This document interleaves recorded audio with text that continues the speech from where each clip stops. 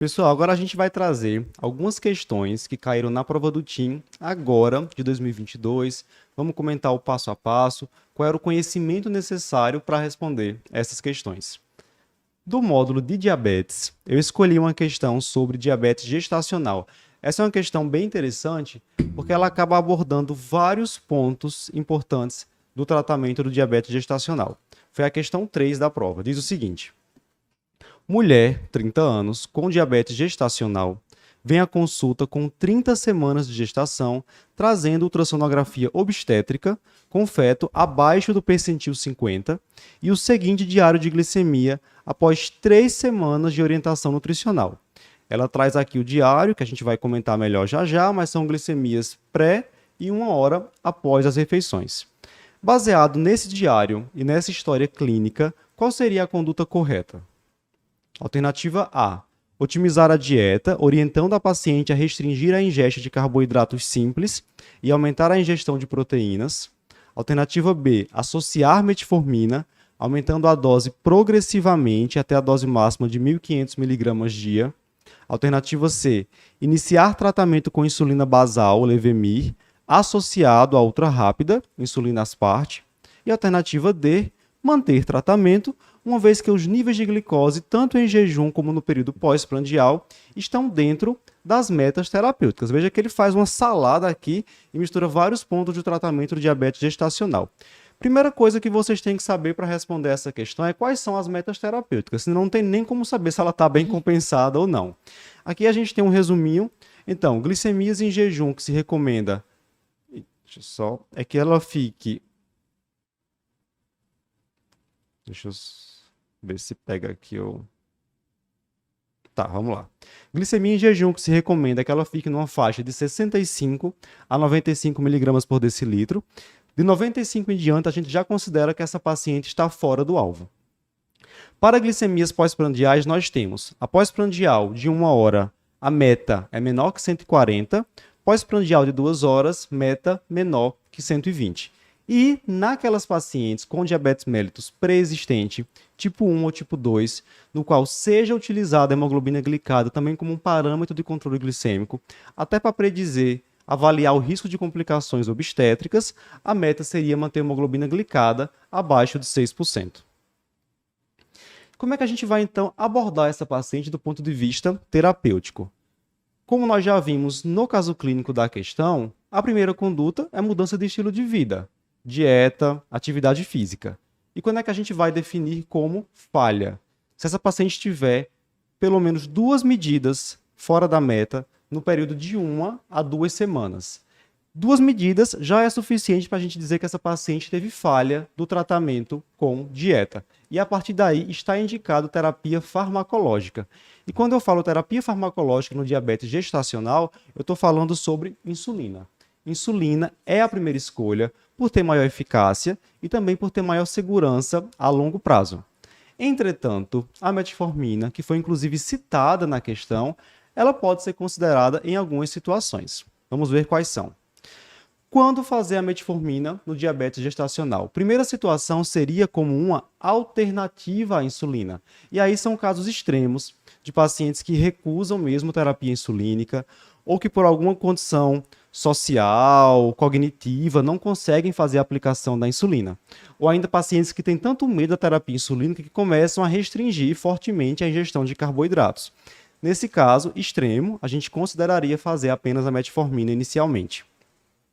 A metformina também pode ser associada ao tratamento com insulina em pacientes que fazem uso de doses muito elevadas de insulina, maior que 2 unidades quilo dia, ainda mantendo um controle glicêmico insatisfatório ou que estão em terapia insulínica, contudo evoluindo com ganho de peso excessivo ou ganho de peso fetal excessivo.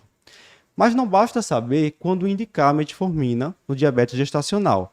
A questão aborda um ponto e você precisaria saber as contraindicações para o uso dessa droga. A metformina ela tem um potencial de interferir no crescimento fetal. A gente tem trabalho mostrando, por exemplo, em algumas pacientes com nefropatia, com hipertensão, um maior risco de bebês pequenos para a idade gestacional. Por isso, a gente vai evitar fazer essa medicação nos casos de fetos abaixo do percentil 50 ou ainda quando houver alguma evidência de restrição do crescimento intrauterino ou no caso de gestantes com doença renal crônica, porque são pacientes que vão ter um maior risco aí realmente de restrição de crescimento de bebês pequenos para a idade gestacional. E quando indicada, quando puder ser utilizada a metformina, a dose máxima não seria 1.500 mg, mas sim 2.500 mg. Passamos então para a primeira opção terapêutica, que seria a terapia com insulina. Terapia com insulina, o que a gente tem que saber? Quais são aquelas para as quais não há dúvida, que a gente pode utilizar na gestação? São as insulinas classificação A ou B da Anvisa, que são insulina NPH, deixa eu ver se pronto, insulina NPH, regular, Lispro, Asparte e Fast-Asparte, insulina DTMI. Quais são aquelas que a gente não vai utilizar na gestação? Glulizina e insulina inalada. Sobra então para a gente glargina e degludeca. Por quê? Elas são categoria C da Anvisa. Entretanto, numa paciente portadora de diabetes pré-existente, que já vinha em tratamento com algum desses análogos de ação longa bem compensada, não compensa o risco de trocar essa insulina, por exemplo, por uma NPH, e aí ela pode evoluir com hiperglicemia, embriopatia diabética. Então, nesses casos, diabetes pré-existente, em que a paciente está bem compensada com análogo de ação longa, a gente pode considerar manter, desde que isso seja conversado com a paciente. Voltamos então para a nossa questão. Analisando aqui esse mapa, já com o conhecimento que nós temos das metas, dos alvos glicêmicos, nós conseguimos perceber que essa paciente fez no dia 1 uma hiperglicemia em jejum, fez também hiperglicemia pós-café da manhã, 1 hora pós-café, em 2 ocasiões, e tem algumas glicemias pré-almoço e também uma pré-jantar fora da meta. Então, é uma paciente que precisa, sim, de terapia farmacológica. Vamos para as alternativas. Alternativa A, otimizar a dieta, a gente viu que não. O limite da dieta é ali nos primeiros 7 a 14 dias. Se não conseguir bom controle, terapia farmacológica. Está eliminado. Segundo, associar a metformina.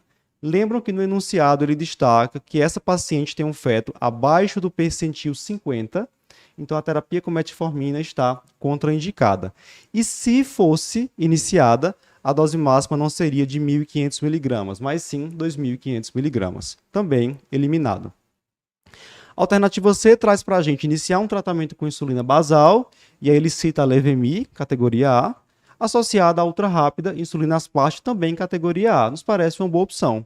Alternativa D, manter o tratamento, uma vez que os níveis de glicose, tanto em jejum como no período pós-prandial, estão dentro das metas. Completamente equivocado, né? Então, melhor resposta, a resposta correta é a alternativa C. Vejam que é uma questão que realmente vai exigir um conhecimento mais ampliado de diabetes gestacional. Bem, espero que você tenha gostado desse formato de vídeo mais curtinho. Se você gostou e quiser ver outros vídeos como esse, clica aqui nesse vídeo. Tem um formato parecido, o pessoal gostou bastante. E se você quiser conhecer, quiser assistir ao vídeo que deu origem a esse corte, né? Esse vídeo ele foi retirado de um outro maior, de um outro completo. Clica aqui à esquerda que você poderá conferir o nosso conteúdo completo.